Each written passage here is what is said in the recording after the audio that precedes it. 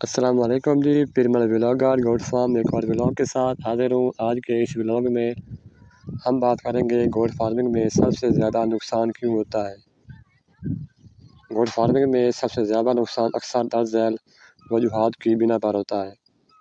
تجربے کی کمی، نئے فارمر بغیر مناسب علم یا تربیت کے بکری پالنا شروع کر دیتے ہیں، جس کی وجہ سے بیماریوں، خوراک یا بریڈنگ کے مسائل پیدا ہوتے ہیں۔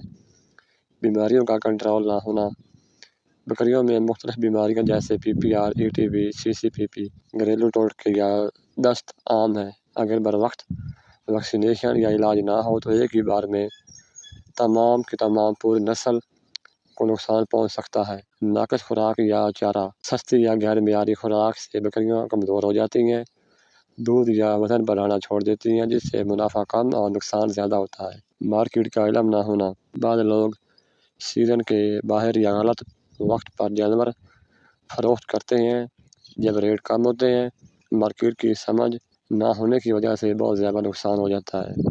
نسل کی درست پہچان نہ ہونا، کچھ فارمر غیر معیاری یا ناپسندیدہ نسلوں پر پیسہ لگا دیتے ہیں جو نہ دودھ دیتی ہے اور نہ ہی گوشت کے لیے موزوں ہوتی ہیں، جس کی وجہ سے زیادہ نقصان کا باعث بنتی ہے۔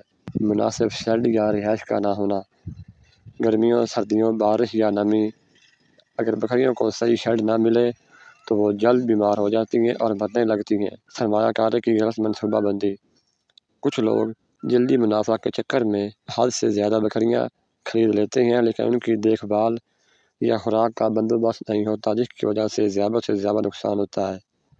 بچاؤ کا حل، مکمل ٹریننگ حاصل کی جائے، ویکسینیشن کا شیڈیول بنایا جائے، صاف ستھرا شیڈ بنائیں، معیاری نسلیں منتخب کریں، تجربہ کار لوگوں سے مشورے کریں، صحیح اور وقت پر بکرے یا بکریاں فروخت کریں۔